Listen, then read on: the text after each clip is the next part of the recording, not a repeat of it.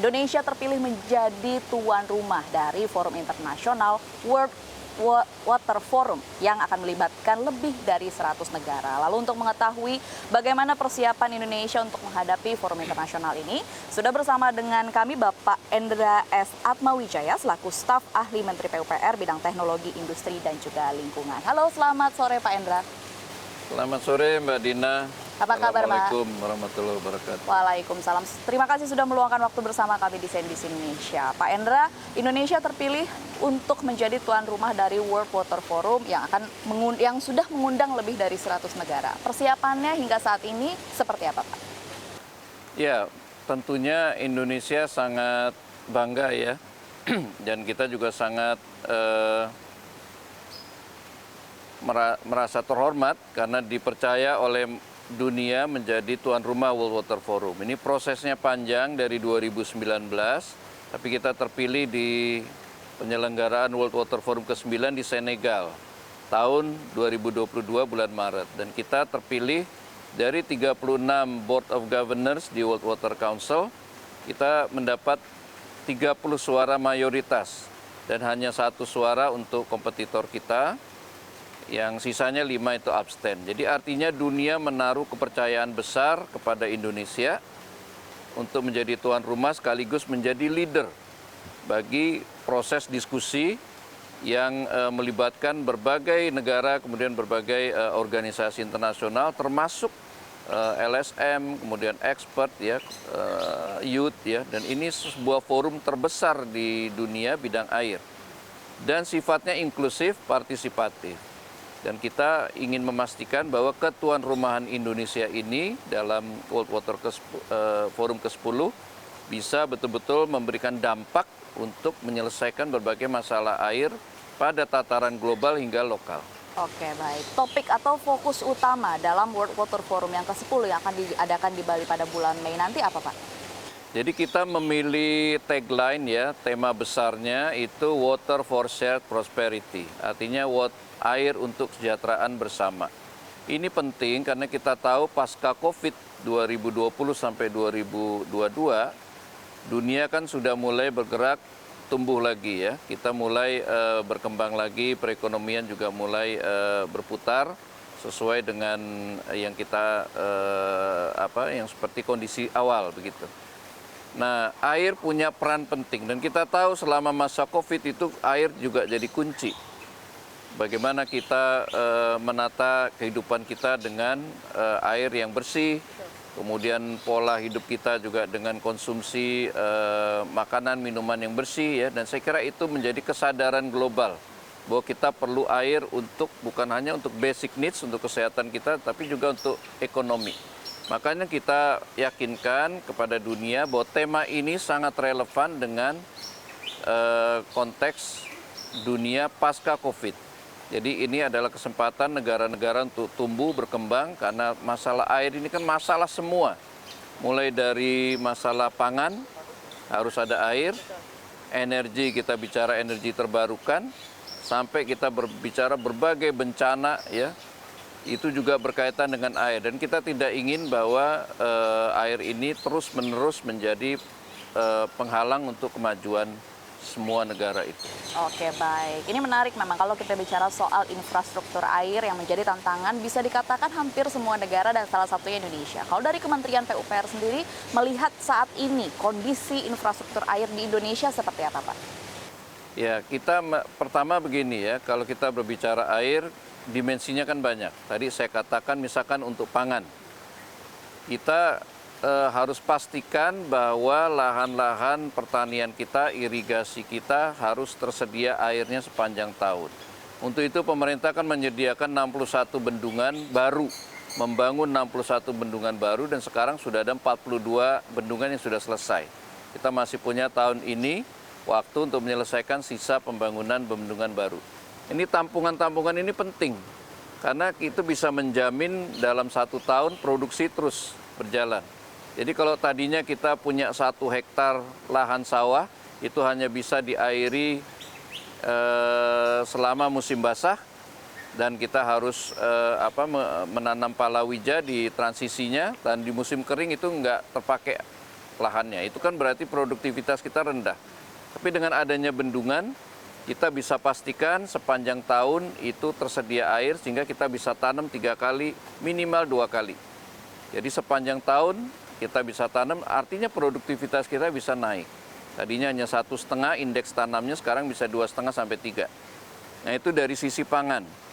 Kemudian kalau dari sisi air bersih, dengan adanya bendungan, ini juga jadi ketersediaan airnya untuk kota-kota kita juga semakin terjamin kan. Jadi kita tidak mendengar lagi ada kota-kota kesulitan air, kota-kota kekeringan sampai harus mendatangkan air dengan berbagai upaya yang sangat mahal. Nah kita ingin bahwa ada kesinambungan, ada keberlanjutan, ada kepastian bahwa air tersedia sepanjang waktu. Dan kita tahu bahwa di Indonesia ini capaian air bersihnya kan masih 90%. Berarti masih ada 10% warga yang mencari air dengan dengan sangat susah payah, bahkan tidak punya air, akses ke air sama sekali. Nah, kita ingin sesuai dengan target SDG, Sustainable Development Goals, itu tahun 2030 semua warga di Indonesia ini sudah punya akses air yang lebih baik. Nah, itu air bersih, kemudian sanitasi, sampai ke isu mengenai energi terbarukan dari air, potensinya besar sekali di Indonesia. Nah, dengan World Water Forum sekali lagi, Indonesia memperlihatkan leadership untuk membawa berbagai masalah dunia, dibahas di Bali, kemudian mencari solusi, dan itu kita bawa ke UN untuk diadopsi menjadi keputusan-keputusan yang bisa punya dampak luas. Jadi bukan hanya untuk Indonesia, tapi juga untuk global, kontribusi kita. Oke, baik. Berarti untuk mempertegas, hasil dari World Water Forum yang ke-10 ini nanti di Bali, ini akan menjadi rekomendasi. Akan dibawa ke UN untuk diterapkan, baik untuk negara-negara lain maupun di Indonesia. Seperti itu ya, Pak? Iya, tapi ingat bahwa bukan hanya rekomendasi, Mbak Dina. Karena kita ingin juga ada hasil yang konkret untuk Indonesia. Ya kan, hasil konkret itu dalam bentuk program, dalam bentuk proyek, dalam bentuk kegiatan yang betul-betul bisa mengakselerasi capaian SDG itu.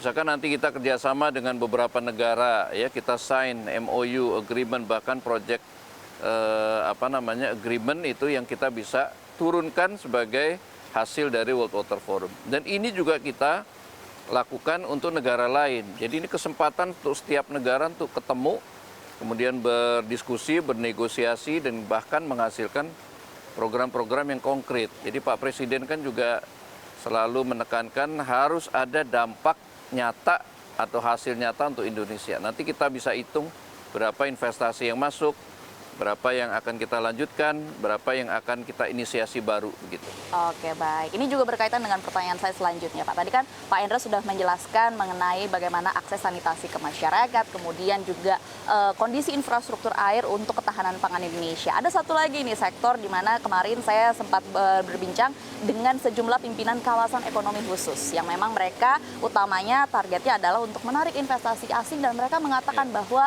salah satu tantangannya adalah utilitas, atau salah satunya adalah selain listrik juga air, terkait dengan harga. Bagaimana pendapat dari Kementerian PUPR terkait dengan tantangan ini, Pak? Ya, sekali lagi bahwa memang air ini kan dibutuhkan oleh banyak sektor ya. Tadi saya menyebut sektor pertanian, pangan, kemudian permukiman, perkotaan, kemudian juga tadi ada untuk energi. Karena banyak sekali sumber-sumber pembangkit listrik yang kita bangkitkan dari air, dari bendungan, kemudian dari danau ya dan sebagainya. Tapi ada yang tadi disampaikan Mbak Dina tentang dukungan untuk sektor industri. Saya kira ini juga sama pentingnya. Nah, oleh karena itu kita ingin memastikan dengan tambahan tampungan-tampungan tadi, semua kebutuhan ini bisa kita akomodasi. Ya. Nah, kita harus ingat bahwa walaupun Indonesia ini membangun banyak bendungan, 60 kelihatannya banyak. Tapi sebetulnya kita ini sangat kurang dibandingkan negara-negara industrial. Ambil aja contoh Cina. Cina itu punya hampir 98.000 bendungan. Kalau kita tuh baru 300-an, Cina sudah 98.000. Korea itu sudah antara 7.000, 8.000 bendungan. Nah, yang kita lakukan banyak tapi nggak cukup. Nah, makanya ke depan pembangunan bendungan, tampungan-tampungan air, kemudian embung-embung ya, Bahkan kita juga gunakan desalinasi dan sebagainya untuk kota-kota yang memang sudah nggak ada sumber airnya. Itu untuk memenuhi kebutuhan tadi termasuk industri. KEK itu kan juga tersebar ya. Nah, apakah nanti ada industri nikel, apakah pengolahan industri makanan dan sebagainya itu butuh air. Untuk pendingin, untuk termasuk batu bara dan sebagainya itu perlu pendingin dan semua perlu air. Jadi itu saya kira pentingnya tampungan kita, Mbak. Apalagi kita dihadapkan dengan tantangan perubahan iklim.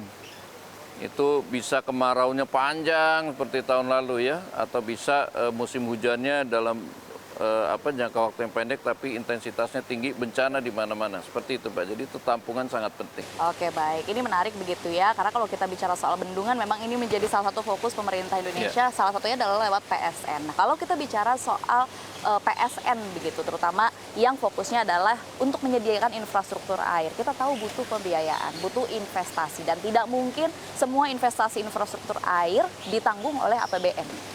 Kalau dari Kementerian PUPR, apakah memang sudah menyiapkan strategi-strategi untuk mendapatkan investasi untuk menyediakan infrastruktur air yang baik di Indonesia? Ya, betul. Jadi saya kira memang pembiayaan ini juga salah satu isu krusial. Dan ini juga akan menjadi topik yang dibahas di World Water Forum. Ya. Tema kelima itu Sustainable and Innovative Water Finance. Nah, saya kira ini isu yang krusial, isu yang sangat penting. Kita bisa bicara apapun tanpa support pembiayaan ini menjadi hanya ide, tidak bisa kita konkretkan. Jadi berkaitan dengan pembiayaan, saya kira pemerintah menyadari bahwa kita punya kebutuhan yang besar. Tapi juga kemampuan APBN juga terbatas. Saya kira itu betul. Kita asumsikan saja 20-30% itu bisa disediakan dari APBN. Plus APBD ya. Nah sisanya kan kita harus cari apakah nanti dari private sector murni atau memang disediakan melalui skema pemerintah dan kerjasama dengan badan usaha. Ya, kita sudah banyak tuh contohnya yang kemarin di SPAM Semarang Barat, Umbulan, kemudian Bandar Lampung, Medan itu kerjasama dengan swasta. Jadi kita memastikan bahwa ada kontribusi swasta yang tentunya ini juga harus diikuti dengan pengembalian investasi swasta. Nah ini iklim investasi ini yang kita harus ciptakan. Artinya apa? Mekanisme pengembalian investasi biasanya lewat tarif. Nah, seperti jalan tol, pemerintah kan juga punya berbagai skema ya, kerjasama pemerintah badan usaha, kemudian ataupun juga yang sifatnya investasi murni dari swasta. Nah, itu mekanisme pengembaliannya kan lewat tarif tol. Nah, ini kita juga ingin di sektor air bersih, ini kita perluas skala kerjasamanya sehingga betul-betul investor tertarik dan mendapat kepastian bahwa dalam jangka waktu kerjasama itu bisa kembali modalnya, bahkan dia bisa mengembangkan jaringannya lebih lanjut. Ya, jadi itu yang kita ingin pastikan, berbagai instrumen yang kita terapkan itu bisa menjamin iklim investasi yang baik. Nah, di samping itu pemerintah juga di luar APBN yang reguler, baru-baru ini mengeluarkan Inpres. Jadi baru beberapa hari yang lalu yang namanya Inpres Air Minum dan Sanitasi. Inpres nomor 1 tahun 2024. Tujuannya adalah mengejar target 100% akses air minum dan juga meningkatkan akses sanitasi dari 80 menjadi 90 dan bahkan lebih. Nah ini artinya apa? Inpres ini kan betul-betul perintah presiden yang harus dikerjakan. Nah kita targetnya ada kapasitas yang masih idle itu dimanfaatkan. Sekarang kita punya banyak air minum ya, instalasi air minum tapi belum sampai ke pengguna. Jadi belum from source to tap. Nah ini yang kita ingin pastikan, konsep from source to tap. Ya, source to tap ini yang ada missing link-nya, nah itu diisi dengan Inpres. Misalkan sambungan rumah, pipa, distribusi, nah itu yang kita akan bantu lewat mekanisme Inpres. Nah itu Mbak, itu instrumen yang sedang kita kembangkan seperti itu. Dan yang menjadi fokus Kementerian PUPR terkait dengan infrastruktur air di Indonesia dalam jangka waktu dekat, minimal tahun 2024 ini, begitu ya Pak ya? Betul. Oke, baik. Terima kasih Pak Hendra sudah meluangkan waktu bersama kami di CNBC Indonesia. Kita harapkan forum yang nanti akan digelar di Bali akan berjalan dengan lancar dan juga menguntungkan untuk tanah air. Kita doakan sama-sama di sisa waktu yang tersedia bisa kita optimalkan persiapan dan hasilnya bisa konkret. Pasti, amin. Terima kasih Pak Hendra sekali Terima lagi. kasih. Assalamualaikum. Waalaikumsalam. Demikian dialog dalam Fokus on Infra CNBC Indonesia. Saya Dinda Gurning, CNBC Indonesia Beyond Business.